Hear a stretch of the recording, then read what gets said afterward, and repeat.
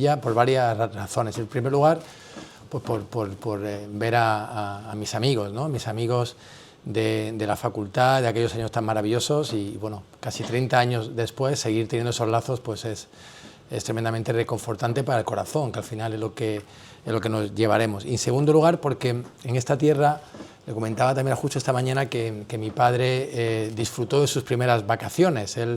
Él vino de un pueblecito muy pequeño de Ciudad Real a la Legión, al tercio de Gran Capitán, y bueno, él tiene unas fotos y un recuerdo maravilloso, y bueno, siempre venir a este sitio pues me trae unos gratos recuerdos muy emocionantes. Bueno, mi charla de hoy quería hablaros de una palabra así un poco rara. Ya sabéis que los médicos siempre hablamos de cosas raras, que es la terapia CAR-T. La terapia CAR-T es una nueva medicina, son las siglas en inglés de Chimeric Antigen Receptor, es decir, receptor antigénico quimérico en español, y voy a intentar explicaros de qué se trata. Es una combinación de terapia celular, es decir, utilizar células como medicamentos, como si fuesen fármacos, pero no son células normales, son células que modificamos en el laboratorio para que tengan propiedades diferentes, ¿no? Básicamente dos propiedades. Una es seleccionar a una diana específica, lo que conocemos como especificidad, y lo segundo como es aumentar la citotoxicidad, de manera que hacemos una diana específica más poderosa frente a esa diana específica, de manera que con eso estamos demostrando pues, que son muy eficaces en algunos tumores y en algunos cánceres. Y es un poco lo que yo vengo a hablar, dónde estamos y hacia dónde vamos, que para mí es lo más importante, ¿no? Bueno, en primer lugar voy a presentar un poco mi trayectoria, ¿no? Yo lo del príncipe de Asturias, ya digo yo que no, como mucho pues esto, pero bueno, vengo de Granada, allí tuve la inmensa fortuna de formarme como médico y como persona, porque son unas edades que nos forman, ¿verdad?, a todos, y tener estos grandes amigos.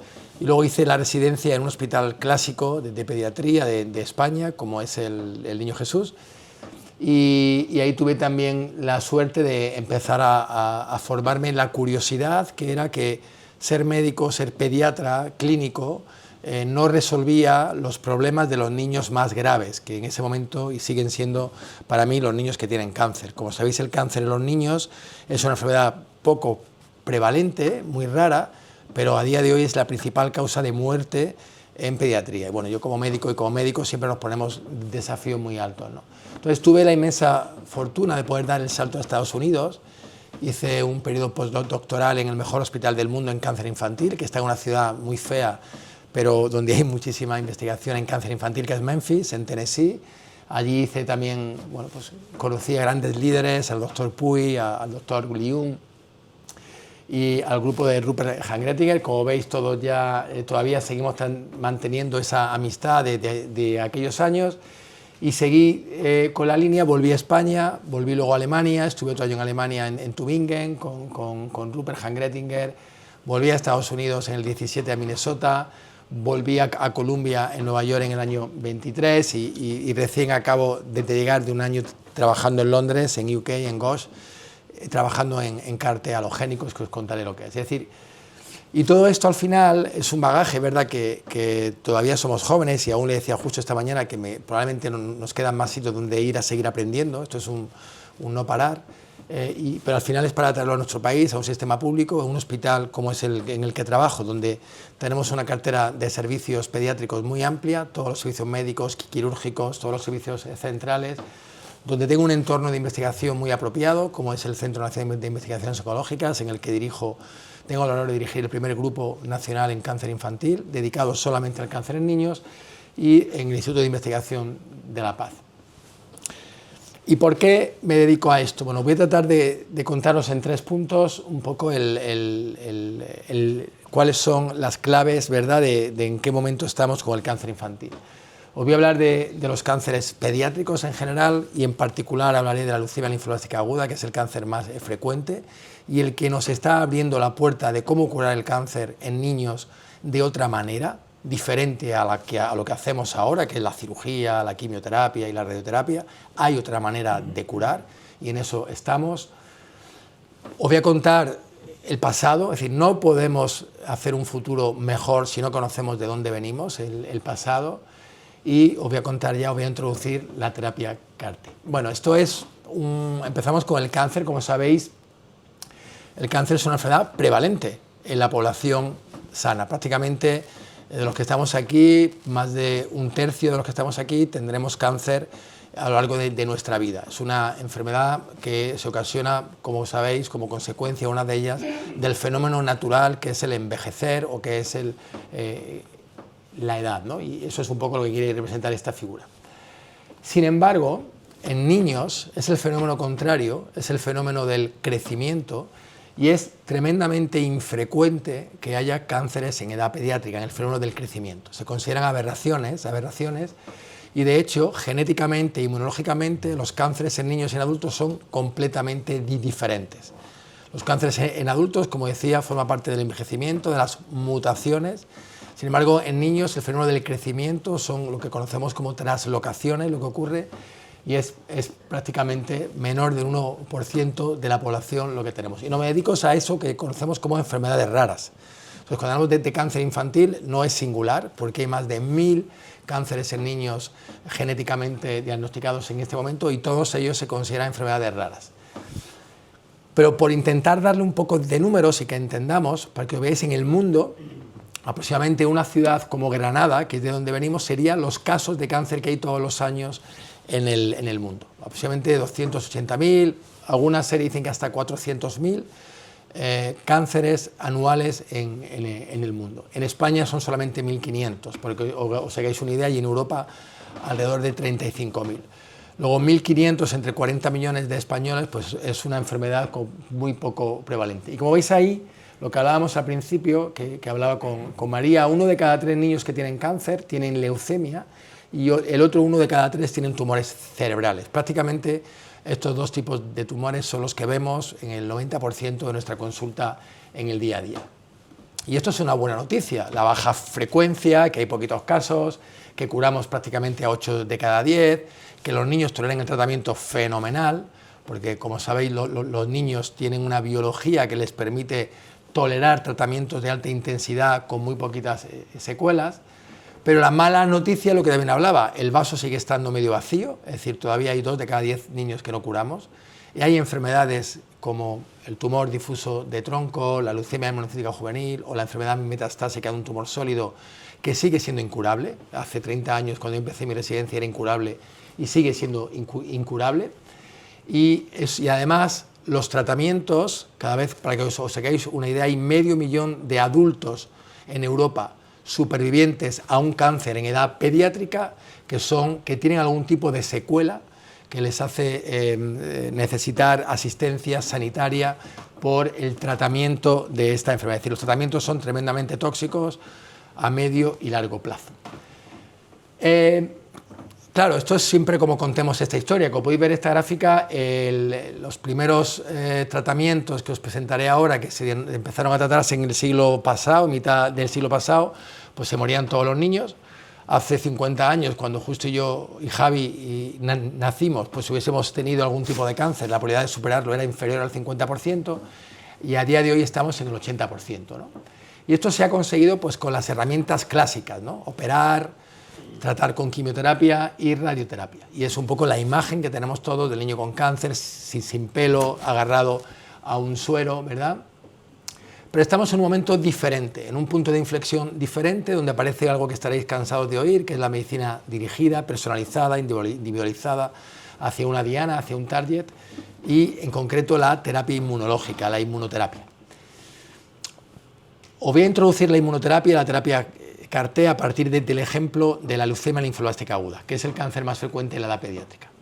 Como veis ahora, estamos prácticamente curando a 9 de cada 10 niños con leucemia linfoblástica aguda. Hay 1 de cada 10 a día de hoy que no curamos. Y esto ha sido porque desde que el doctor Farber descubrió la aminopterina, que es el primer agente quimioterápico que empezamos a utilizar en el cáncer, hemos ido progresando hasta el trabajo del doctor Grupp, donde ya no cura con un fármaco, ya cura con células. Las células se han convertido en esos medicamentos que compramos en la farmacia o que pedimos a la farmacia de nuestros hospitales. ¿Y cómo ha sido esta evolución? Pues hemos evolucionado desde como os decía, cuando diagnosticábamos esta sangre blanca, esta leucemia, que no sabíamos lo que era, que pensábamos que era un tipo de anemia carencial, que se daba fundamentalmente, empezó a estudiarse en Boston, donde empezó a haber una gran emigración de los pueblos hacia las grandes ciudades, y donde los pacientes morían de infecciones o de sangrados, o morían prácticamente, el único tratamiento era poder hacerles transfusiones. Sin embargo, el doctor Farber, de prueba y error, lo que consiguió fue administrar inicialmente ácido fólico, porque él consideraba que había una anemia megaloblástica o de volumen grande, y eso estaba muy relacionado con algunas anemias carenciales, y él aportó ácido fólico, y lejos de mejorar, pues los pacientes empeoraban. Y de esa prueba y error, él dijo, bueno, pues si con esto empeoran, vamos a darle lo contrario. Y con un cambio de configuración del ácido fólico, desarrolló la aminopterina, que es un antiácido fólico, y con eso empezó a inducir remisiones transitorias. Pero un alumno suyo, el doctor Donald Pinkel, un residente del doctor Farber, dijo, pero da igual, porque los pacientes los curamos 4 semanas, pero luego vuelven a recaer. Digo, habrá que hacer algo más. Y el doctor Pinkel no tuvo, entre maestro y alumno no se entendieron bien, al final acabó yéndose del Dana-Farber, se acabó yéndose a St. Jude, a Memphis, y él donde desarrolló que no podíamos tratar la leucemia con un único fármaco, teníamos que tratar con varios fármacos, y desarrolló lo que conocemos como la terapia total, y que era una combinación de 4 o 5 fármacos, que a día de hoy es lo que seguimos utilizando. Es decir, fijaros de dónde venimos, de los años 60, que aún no habíamos nacido muchos los que estamos aquí, y prácticamente seguimos haciendo lo mismo. Sin embargo, la investigación vino a aportar, también en St. Jude, vino a aportar que lo que conocíamos como sangre blanca o leucemia, había muchos tipos de leucemia. Es decir, esto era algo que había que poner nombres y muchos apellidos. Y eso fue la investigación de citometría, de molecular, lo que permitió identificar que había diferentes tipos de leucemia, y de esa manera hicimos tratamientos adaptados al tipo de leucemia y al riesgo. Y eso es lo que mantenemos y empezamos en el siglo XXI. Y es solamente a partir de la última década cuando hemos empezado a introducir el término de medicina de precisión en leucemia linfoblástica aguda. Y con solamente esto, es decir, con 4 fármacos o 5 prácticamente clásicos, una combinación de ellos y con terapia de soporte y con grupos de riesgo, hemos conseguido estar en supervivencias prácticamente de 8, 9 de cada 10 en leucemias de bajo riesgo en este momento. La segunda parte importante de mi charla es un complemento al tratamiento de Donald Pinkel que desarrolló el doctor Thomas, que es el trasplante. El trasplante de médula, que conoceréis o que habréis oído hablar de él, es un procedimiento que actualmente sigue vigente, que ha evolucionado mucho y que tiene un origen tremendamente importante. Fijaros que cuando todo el mundo estaba trabajando con la quimioterapia y con la terapia farmacológica, algún pequeño grupo de investigadores hablaban de que algo había en el sistema, en el cuerpo de las personas que le protegía de las infecciones y del cáncer.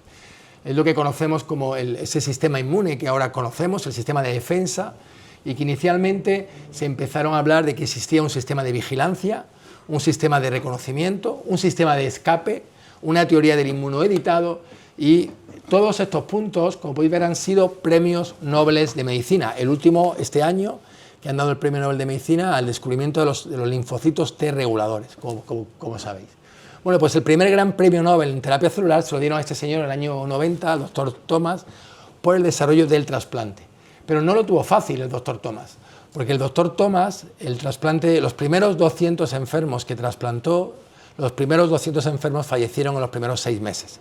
De tal manera que el pobre hombre acabó siendo expulsado de la Academia Americana de Medicina, siendo excluido a Seattle. Le llegaron a decir que lo que estaba haciendo era matar a pacientes, que era useless, que era inútil, y el hombre siguió investigando, descubrió los sistemas HLA, descubrió todas las limitaciones que ahora hemos ido venciendo, y además aportó algo muy importante, que el trasplante de médula ósea no solamente sustituía un órgano enfermo como podía ser la médula, que era para lo cual se estaba estudiando, como sabéis, de la película Oppenheimer y de todas estas de la medicina nuclear, sino que además las células que contenía el injerto hematopoyético tenían mucha más eficacia que la propia farmacología. Es lo que conocemos como el efecto antileucemia del trasplante de médula. De manera que él tiene una charla muy bonita cuando gana el Premio Nobel de Medicina, donde invita a las nuevas generaciones a continuar su legado, y es un poco lo que os pongo en esta diapositiva. Cómo ha evolucionado el trasplante de médula, que es un trasplante de un órgano, a lo que hoy es trasplante de células. Hoy hacemos terapias de células. Hoy aislamos células de donantes que nos dan su médula o nos dan su aféresis y seleccionamos células y ya no necesitamos que haya paridad HLA, sino que prácticamente cualquiera de nosotros podemos ser donantes aunque no compartamos ningún HLA.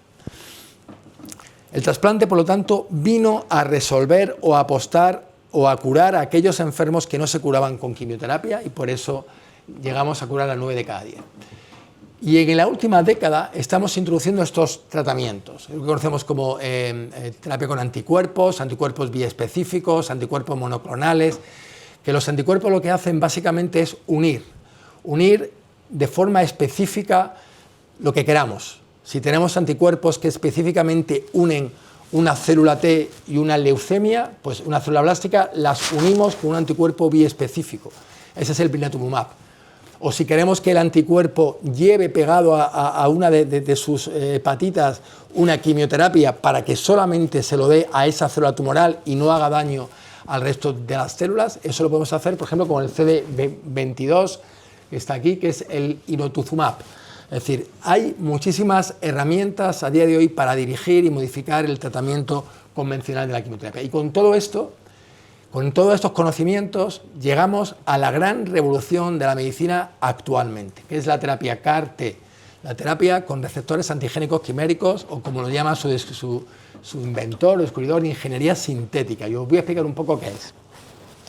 De manera que hemos pasado en estos 80 años, 75 años aproximadamente de tratamiento del cáncer, de fármacos a terapias avanzadas. El concepto de terapia avanzada veréis que lo escucharéis mucho en la tele porque es un nombre y un adjetivo que dan a medicamentos de alto impacto económico, es decir, que hay bastante regulación por parte del sistema sanitario público para controlarlo, pero ya veréis, o yo lo que trato de mostraros, que esto se puede hacer de una forma académica, de una forma prácticamente con costes mucho inferiores a lo que estamos haciendo en el momento actual. Mirad, esto es un receptor antigénico quimérico. No es más que lo que conocemos como lo mejor de dos mundos o una proteína que expresamos en una célula. Para expresar una proteína en una célula, lo que hacemos es vehiculizar un material genético a una célula, a su núcleo, para que el núcleo exprese la información que le estamos dando. Entonces, el doctor Eshar, que fue el primero en Israel, lo que dijo, ¿por qué no hacemos una célula que tenga lo mejor del linfocito T y lo mejor del linfocito B? El linfocito T es su potencia, su citotoxicidad, y el linfocito B es que va dirigido solamente a su diana específica, y es lo que él llamó la aproximación o el tratamiento T-Body, porque era lo mejor del anticuerpo y lo mejor del linfocito T. De manera que esto es la historia del medicamento que hoy conocemos como Kymriah o Tisagenlecleucel, que lo comercializa Novartis, que en España tiene un coste de aproximadamente de 450.000 euros por paciente y dosis, y que prácticamente está curando, como veréis ahora, al 50% de los niños con leucemias refractarias. Es decir, está siendo verdaderamente revolucionario. Se aprobó en el año 2017 en Estados Unidos, en Europa en el 2018 y en España empezó a venir un poquito antes de la pandemia. Fijaros, esto es lo que hace un CAR-T. Tenemos un linfocito T del paciente, le sacamos un linfocito T, muy fácil, algo que hacemos en los laboratorios fácilmente, y tenemos otro material de partida, que es un virus, un adenovirus. ¿Qué es un adenovirus? Pues es un virus que está modificado para que no sea virulento, para que no genere enfermedad viral, sino, como sabéis, los virus, para que se repliquen, necesitan material genético, necesitan entrar en el núcleo, por sí mismo no pueden ser infectivos.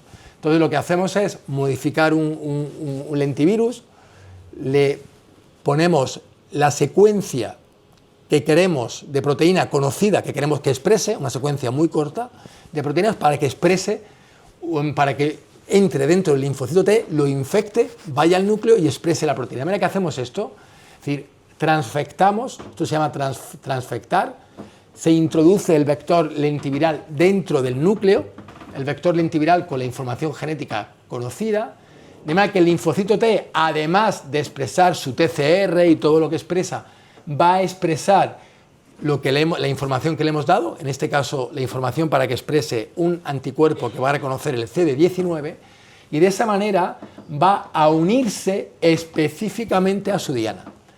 Y de esa manera va a inducir una muerte selectiva de la diana CD19.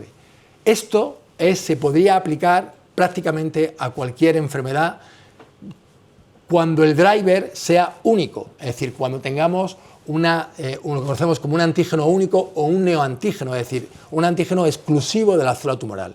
Eso es tremendamente raro en la naturaleza. Recordar que las células tumorales son células del propio paciente que se han transformado y que comparten muchas identidad con las células sanas. Encontrar una diana tan específica es muy raro. Sin embargo, las células leucémicas B comparten una diana que es el CD19, que también lo comparte una célula sana que es el linfocito B, que como podréis imaginar, además de que este tratamiento elimina las células tumorales o leucémicas B, también elimina las células sanas B.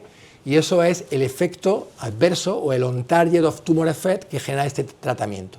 Curamos la leucemia, pero el paciente es incapaz de por vida de generar linfocitos B. Lo convertimos en lo que conocemos en la clínica como un paciente con una inmunodeficiencia común variable, que es una patología que se puede vivir con ella, con tratamiento sustitutivo de por vida con inmunoglobulinas. De manera, este es el doctor Eschar, donde describió los receptores antigénicos quiméricos de primera generación, porque una cosa muy importante que aportó Carl Jung y el doctor Stefan Grob fue que no era solamente necesario un dominio extracelular de reconocimiento, sino que además teníamos que generar señales coestimulatorias adicionales. Es lo que conocemos como CAR-T de segunda generación, y tan importante es el dominio de fuera, el extracelular, como el dominio intracelular. Con esto y con esta primera niña, que es Emily Whitehead, 2012, primera paciente pediátrica en el mundo que recibe un CAR-T, más de 11 años o 12 años llevará ya, 13, ¿no? Llevará ya este año viva, libre de enfermedad y con el CAR-T persistiendo. Y esto, fijaros, ha revolucionado el campo de los niños con leucemia refractaria. Y esto a día de hoy son los medicamentos que tenemos aprobados en nuestro país, y yo diría que prácticamente en todo el mundo, con CAR-T. Como veis, el primero es para leucemias B y el resto de leucemias B de niños y adultos menores de 25 años, y el resto es todo para adultos. ARI es un CAR-T del Clínic de Barcelona, que es un CAR-T académico para linfoma difuso de célula B. Brexucel es para linfoma de célula B en adulto. Axicel es para linfoma en adultos. Obecel es para adultos. Lisocel es para adultos. Y ahora han venido dos nuevos que son Idacel y Citacel para mieloma múltiple. Es curioso, ¿verdad?, que habiendo empezado toda esta historia en niños, ahora los adultos nos hayan adelantado por la derecha, por la izquierda, por el centro, por todos lados, ¿no? Clásicamente hay un gran interés de la biotecnológica en atender a enfermedades prevalentes. Mieloma múltiple es un cáncer muy prevalente en adultos, linfoma difuso es muy prevalente, leucemia linfoblástica B, como decía a María esta tarde, es una enfermedad tremendamente infrecuente y rara, y es por eso que es necesario que hagamos investigación desde los hospitales para atender a nuestros niños, ¿no? Estos son un poco los fármacos que tenemos, y estas son las curvas de supervivencia. Esto es una curva actualizada donde podéis ver que prácticamente el primer mes responden el 90% de los enfermos, y a 3 años, ya está actualizado, hay una supervivencia cercana al 50%, es decir, la mitad de los niños que no hubiesen respondido, que son refractarios, recaídas a trasplante, refractarios, a día de hoy podemos curarlo. Fijaros si eso es importante, y estos son los datos españoles, los datos europeos, que conocemos como de vida real, que son mimetizan exactamente la misma curva. Esto es lo que he presentado este año en Chicago, es exactamente igual. Fijaros, esto es importante, que hemos cambiado la epidemiología del cáncer en niños, es decir, de que la leucemia fuese el cáncer con mayor mortalidad y el segundo, la recaída de la leucemia. Ahora la leucemia linfoblástica ya no es el cáncer que más muerte provoca en niños, ahora son los tumores cerebrales de alto grado. De manera que esto es un poco la primera introducción de dónde estamos, la gran revolución. Aparte de esto hay muchísimos temas de gestión, incluso políticos, ¿verdad? Que cuando se gestionan medicamentos con tanto impacto económico, como podéis imaginar, hay una gran discusión y bueno, ahí también estamos trabajando en ello. Pero ya llevamos casi 13 años del primer CAR-T. Yo llevo trabajando en esto aproximadamente otros 10 o 12 años y esto nos resulta insuficiente. Insuficiente porque ya sabemos qué limitaciones tiene este tratamiento y qué oportunidades de mejora tiene. Voy a tratar de contaros cuáles son estas limitaciones y cuáles son las oportunidades de mejorarlo. Aquí os resumo un poco que aunque 9 de cada 10 responden inicialmente, a largo plazo menos de la mitad conseguimos curarlos definitivamente. Y ocurre por dos cosas. La primera es porque el CAR-T se agota. El CAR-T que ponemos del paciente es como un medicamento que tiene una cinética y una dinámica que desconocemos. Los medicamentos se dan cada 8, cada 12, cada 24 horas. CAR-T hacemos una única dosis y nos paramos y vemos cómo expande inicialmente y monitorizamos en el tiempo. No sabemos ni cuáles duran más, ni cuáles duran menos, qué podemos hacer para que duren más, para que duren menos, pero sí sabemos que cuando desaparece, el riesgo de que aparezca la leucemia es muy alto. De manera que todos los niños que pierden el CAR-T recuperan las células B propias y el riesgo de recaída se triplica. De manera que en estos enfermos, cuando eso ocurre en los primeros 6 meses del tratamiento, tenemos que actuar muy rápido para evitar la recaída. En algunas ocasiones los podemos diagnosticar pronto, en otros llegamos tarde. Por tanto, conseguir que nuestro CAR dure años es uno de los primeros objetivos que tenemos que hacer. ¿Qué podemos hacer para que una célula T, un linfocito T, dure durante años? La segunda cosa es un poco lo que yo más me he dedicado ahora, que lo conocemos como escape antigénico. Y es un poco un símil a la discusión que tuvieron Farber y Pinkel. Os contaba que Farber orientó que podía curar la leucemia con un único fármaco. Y Pinkel se dio cuenta, con un fármaco, pero si lo hacemos de forma transitoria, pero luego vuelven a aparecer. Habrá que hacer algo más, habrá que hacer combinaciones. Aquí os estoy contando que estamos tratando el CAR con una única diana, hacia el 19. Y eso genera en la leucemia, sobre todo en la leucemia original, en la célula leucémica stem cell, en el nicho leucémico, origina unas señales de supervivencia que lo que hacen es que deje de expresar, hay mecanismos genéticos para que dejar de expresar esa diana. De manera que eso es lo que se llama el switch o el cambio y hacen que la célula leucémica, si ya no expresa el 19, pues es como quien tiene un tío en Granada. Ni tiene tío, ni tiene nada. ¿No decimos eso? Pues esas son los dos grandes mecanismos de resistencia al CAR-T. ¿Qué podemos hacer para evitar el switch antigénico o el escape antigénico con esto? ¿Qué se os ocurre? Persistencia y escape en rojo, esos son los principales problemas que tenemos a día de hoy. Bueno, pues esto es una cosa, pues que ya te digo, si sabemos que Pinkel ya se enfrentó a... Oye, ¿por qué no hacemos un CAR-T con muchas dianas? Un multitarget, múltiples dianas. Y sabemos que la leucemia B expresa 2 dianas, tanto el 19 como el 22. Entonces decimos, ¿por qué no generamos un CAR que exprese el 19 y que exprese el 22? De manera que si hace un switch para el 19, tenemos todavía el 22 de reconocimiento. Cosa mala será, o mal bicho será, si me hace un switch para los 2 antígenos, ¿verdad? Bueno, pues esto es básicamente lo que estamos trabajando a día de hoy. Este ha sido mi año que he estado en Gosh.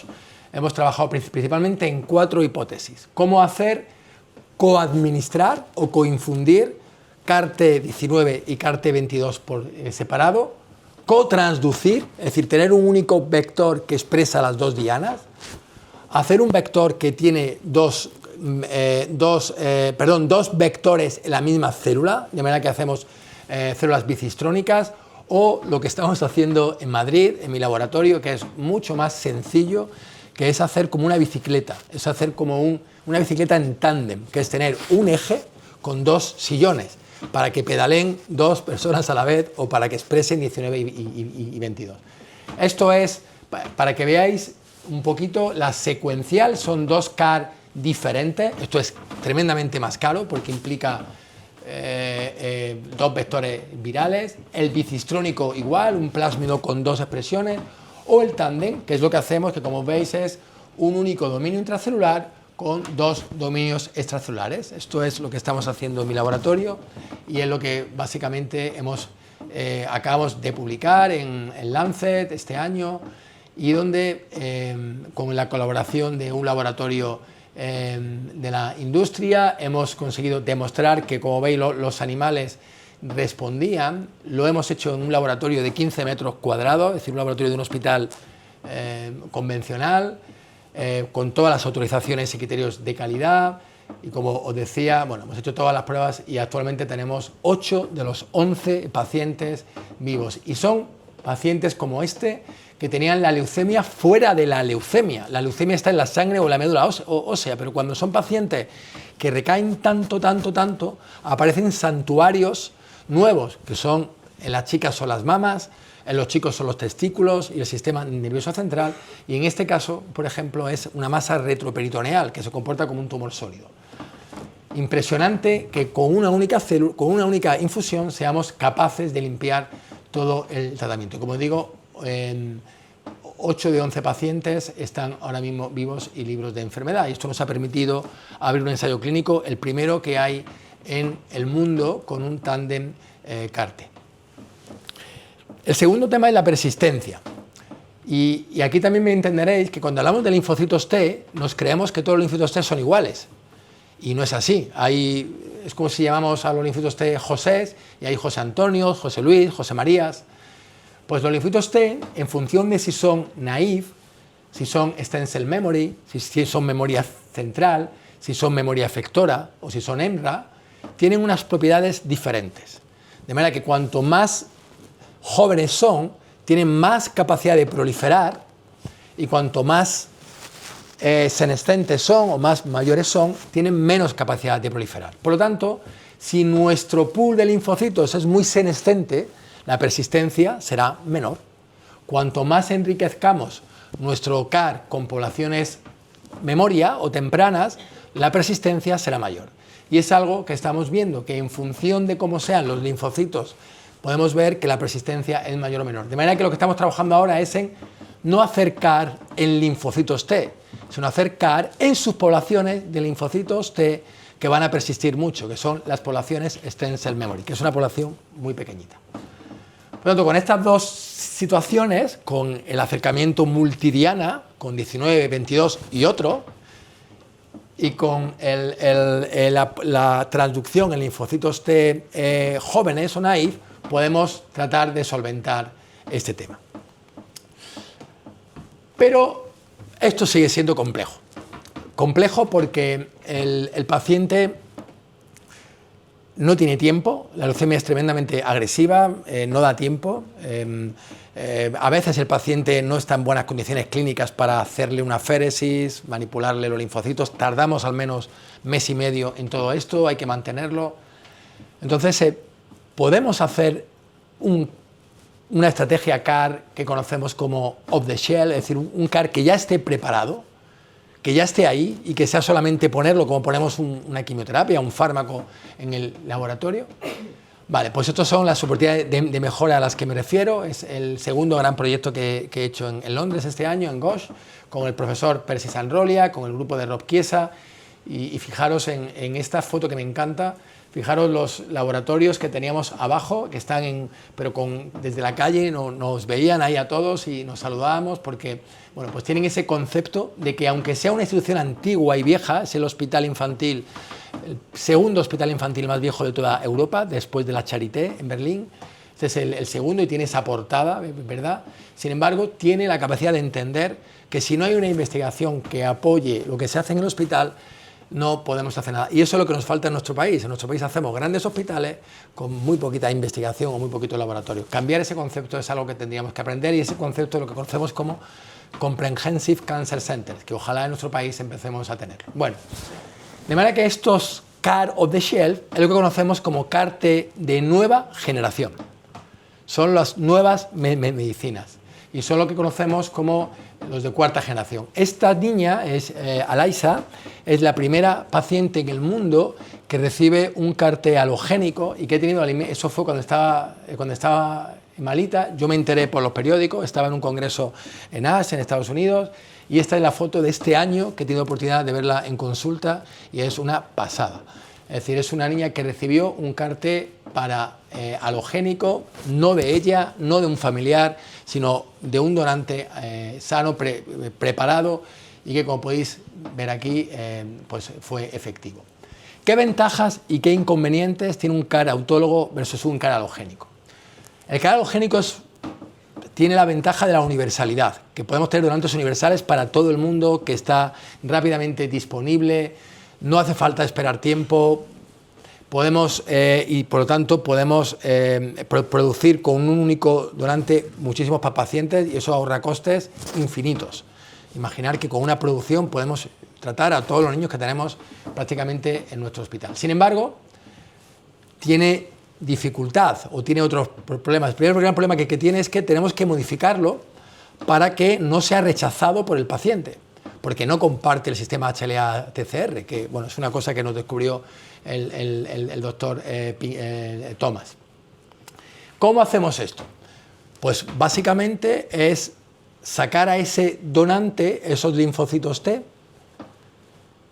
y hacer con las técnicas de edición génica las manipulaciones necesarias para que el linfocito T no sea reconocido como extraño ni sea capaz de atacar a las células del paciente porque las reconoce extrañas. Es decir, evitar el rechazo y evitar la enfermedad de injerto contrarreceptor. Para eso hacemos básicamente dos cosas. Noqueamos, es lo que se llama el KO, el knockout, del sistema HLA clase 1 y clase 2, quitamos el HLA, que es el DNI, con el que cada célula se reconoce como propia, y quitamos la expresión del HLA, y quitamos el receptor de la célula T, quitamos el TCR, una fracción del TCR, el TCR beta. De manera que con esas dos cosas hacemos un CAR universal.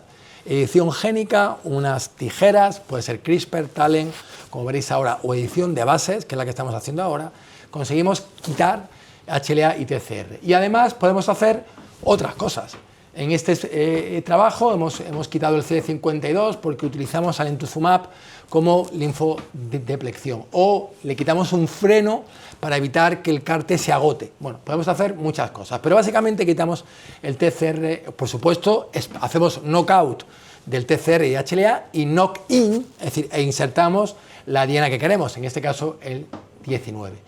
Y esto, como lo hacemos, de verdad que parece complejo y los nombres pueden parecer complejos, pero son técnicas de edición génica tremendamente sencillas.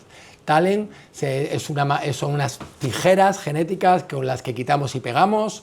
CRISPR-Cas9, como sabéis, son más finas y es un sistema que nos ha permitido pegar grandes trozos de ADN perfectamente en su secuencia, pero lo que estamos haciendo ahora, que es mucho más seguro, es lo que conocemos como el base editing o la edición de bases, que son los dos grandes estudios que saldrán en New England este año, el CARAMEL y el TUBT Study. Por tanto, esto es algo que ya está prácticamente en el horno, ¿verdad? Y que ya lo hemos utilizado en pacientes y que ya hay casos tremendamente publicados. La otra gran oportunidad y España es un gran referente internacional, es que esto lo podemos hacer de manera no artesanal, porque parece una palabra que puede ser de producir en los hospitales, al igual que hacemos transfusiones, al igual que hacemos trasplantes de médula o terapias celulares, podemos hacer este tipo de manipulación celular con equipos especializados, con salas acreditadas, con muy poquita cosa. Fijaros, estos 15 metros son un aislador que hace como un aire que conocemos como aire de calidad 0 o de calidad A, que es prácticamente estéril. Un bioreactor, que es el aparatito verde, que es el que hace las transfecciones y la proliferación, hay que saber cómo utilizarlo. y un peroxidador, que es el que esteriliza el campo, y con un técnico de laboratorio, y prácticamente con eso, simplemente con, ahora ya hemos crecido, ahora tenemos algo más, pero simplemente con eso generamos estas bolsitas blancas, que es donde están los linfocitos enriquecidos, y que llevamos del laboratorio pues a donde está el niño, lo llevamos a donde está el niño y es donde administramos el tratamiento. Esto es lo que estamos haciendo en este hospital, que se cae a cachos, pero ya no van a hacer uno nuevo, que es el Hospital de la Paz, en la planta octava, son esas ventanas azules. En lo que conocemos Comunidad CRI, donde vienen niños de toda España en fase muy avanzada. Hay niños que llegan, niños que no llegan, hay niños que reciben el CAR-T. Me estoy acordando del niño de Málaga, ¿verdad?, que recibió el CAR-T y que no pudo venir con nosotros, y donde ya tenemos más de 50 niños tratados en refractariedad, y prácticamente 8 de cada 10 están. Estas son las instalaciones que decía, fijaros qué poquita cosa. Y se nos van a llenar los hospitales ahora de este tipo de tecnología. Hay que formarse en ello. Y lo más importante, esto es el último proyecto que nos han financiado a nivel europeo. Esto es prácticamente para todo. Lo conocemos como CAR-T for All. Ahí jugamos con el ALL, leucemia linfoblástica aguda, pero también jugamos con el todo, porque prácticamente este tipo de tratamiento podemos aplicarlo a cualquier enfermedad inmunomediada. Y ahí sabéis que ya empecéis a hablar de lupus, empecéis a hablar de dermatomiositis, empezamos a hablar de diabetes, se empieza a hablar de envejecimiento. Es decir, hay un montón de enfermedades que a día de hoy las bases fisiológicas están describiéndose un papel importante del sistema inmune, que podemos abordarlas con esta estrategia CAR-T. Este es nuestro pipeline que tenemos ahora. Tenemos más soldados que capitanes, es decir, tenemos un cuello de botella muy importante en la producción. No podemos generar un CAR-T para todas estas indicaciones, y tenemos niños que están esperando meses para poder recibir el tratamiento, y eso significa que cuando vamos a por ellos, muchos de ellos ya no están. Entonces, por ello es por lo que estamos intentando impulsar el desarrollo de estos laboratorios más grandes para poder hacer esta indicación. Y la mayoría de estos tumores no tienen interés la industria farmacéutica, porque estamos hablando de 15 niños al año, 18 niños al año, neuroblastomas son aproximadamente 20 niños, y eso es un poco por el cual la academia tiene que impulsar esto. De manera que de Emily Whitehead, que fijaros ya qué mujer es, en el 2012, a Liza en el 2022, y es un placer presentaros a Matías, que es el niño este de la imagen, que fue el primer enfermo en el mundo que recibió un CAR-T dual. Aquí tenéis a Stefan Group, a Wasim y Robert Chiesa, con los que está en Londres, y a Berta González, que es la médica clínica que trató a Matías hace un par de años. Y esto sería el principio para introducir un poco a dónde podemos llegar, pero esto tiene muchísimas margen de mejora. Entonces, por ejemplo, nuestro trabajo de laboratorio en tumores sólidos, estamos tratando de generar CAR-T con propiedades físicas, es decir, CAR-T que desde fuera podamos movilizar e intentar que se localicen en áreas concretas. Y lo que estamos haciendo es así imantarlos. Estamos utilizando propiedades físicas en los CAR-T mediante nanopartículas de hierro. Esto lo está haciendo 2 predoctorales de mi laboratorio, y prácticamente estamos ya a punto de hacer el desarrollo a escala clínica, es decir, cómo generar estos CAR-T o nanoCAR-T de hierro a escala clínica. Y eso, fijaros, el modelo animal, cómo estos son ratones donde en un lado le ponemos el CAR-T imantado y en el otro no, y como podéis ver, donde ponemos el CAR-T imantado, el tumor, que son las luces, es menos intenso. Es decir, con esto generamos el concepto de que los CAR-T imantados son más potentes porque entra con más facilidad, o podemos generar mejor localización de esto. De manera que esto es el primer ensayo clínico con parasarcomas en el mundo que hay. Llevamos ya 5 pacientes reclutados. María es la primera, fijaros qué expectación. Ahí estábamos todos como locos. Desgraciadamente María respondió parcialmente y falleció al poco tiempo, pero estos niños o estos adolescentes nos ayudan a mejorar y a entender pues que todavía estamos lejos de encontrar una cura completa, pero que el camino va por ahí. Como os decía, nuestro gran caballo de batalla ahora son los tumores cerebrales. Básicamente aquí podéis ver imágenes de cómo nuestro CAR destruye de una forma selectiva las neuroesferas de los gliomas de alto grado y sin embargo respeta a los pericitos de las células. Una cosa que nos preocupa mucho, siempre que pedimos esto, lo primero que nos preguntan las agencias reguladoras, no quieren saber nada que curamos ratones, quieren saber qué toxicidad tiene para el paciente. Entonces, lo primero que tenemos que asegurarnos es hacer buenos estudios de toxicidad y los modelos de animales muchas veces son insuficientes para predecir lo que va a ocurrir, ¿no?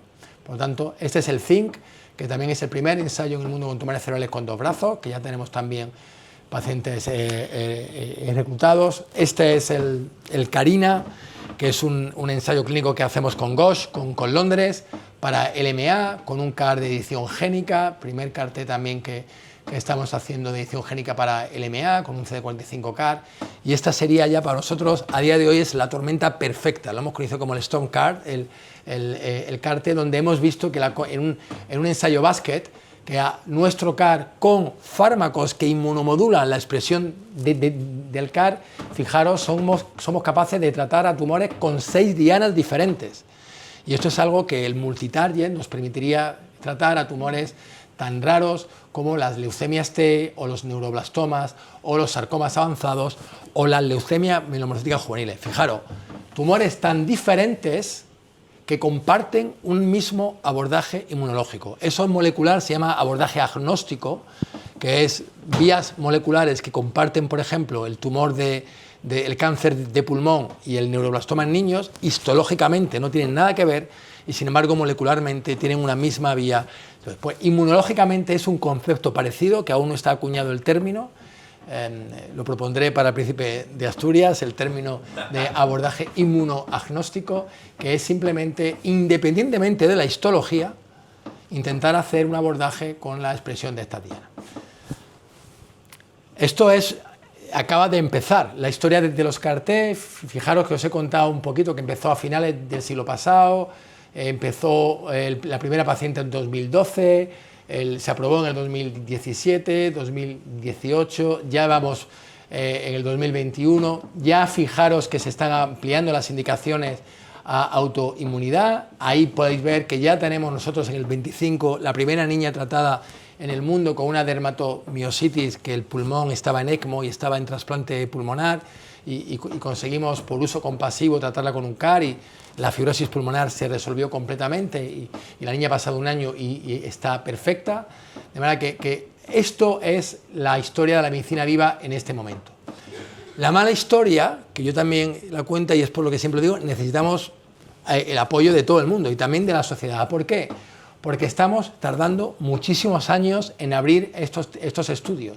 Fijaros que el CAR4SAR he tardado 7 años en tener todos los permisos, regulaciones y la financiación para hacer el estudio, el RealCAR, el ZINC, más de 6 años. Es decir, al final se genera ahí un valle de la muerte donde se abandona y nosotros ahí nos mantenemos porque somos muy cabezones y porque todavía tenemos salud y ganas, pero esos puentes necesitamos generarlos entre todos, porque si no sería inabordable. Y eso es un poco la gran discusión no científica que tenemos que abordar entre las compañías farmacéuticas, los institutos de investigación y la administración pública. Fijaros nuestro pipeline, más de 71 niños actualmente ya tratados. Hemos pasado de los usos compasivos a los ensayos clínicos. Y esto de verdad es novelesco y os animo, justo ahora que estamos con esta visión humanística de la medicina y de la vida, te invito a leerte estos libros, o por lo menos alguno de ellos. El emperador de todos los males debería de ser para Manu Eras, ¿no? El chico de segundo de bachillerato, ¿no? Alberto. El emperador de todos los males te va a encantar, está novelado y te cuenta la historia del cáncer, el cáncer infantil. El nombre de la protagonista es el de mi hija, se llama Carla y es espectacular.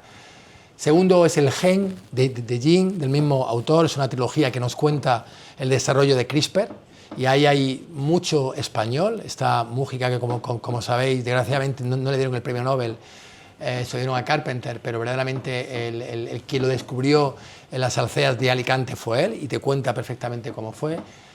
la canción o la armonía de la célula de Song of the Cell, que es que nos cuenta las células y su canción, que son los CAR-T, nos cuenta cómo hemos llegado a los CAR-T. Y probablemente mi favorito, que lo he descubierto en Londres, me lo han regalado allí Persis y Rob, que es la medicina viva, que es el que te cuenta perfectamente lo que yo os he contado, de una forma mucho más divulgativa, mucho más amable, y es como la terapia celular ha evolucionado del trasplante a los CAR-T. Y esto es tremendamente inspirador. Yo tengo la suerte de pertenecer a este consorcio, soy el único español que está en este consorcio, nos reunimos cada 2 años en Estados Unidos, y donde somos un grupo de pediatras que nos dedicamos a la inmunoterapia CAR-T, y donde vemos cómo los coches cada vez van siendo pues, más sofisticados, ¿no? Ya van siendo, pues eso, empezamos con coches sencillos, ya empezamos a tener coches deportivos, ya hablamos de trucks, que son casi como estos coches americanos, ¿no? Que son las camionetas, ¿verdad?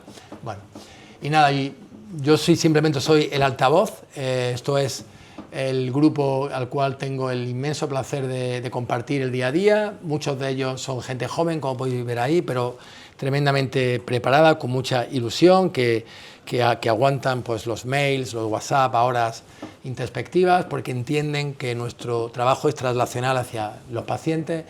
Y por supuesto al grupo clínico, que el grupo clínico estamos tratando de cambiar y dar esa figura de don Santiago Ramón y Cajal, que es el médico investigador, donde la medicina del siglo XXI sin investigación y sin humanización no se puede entender.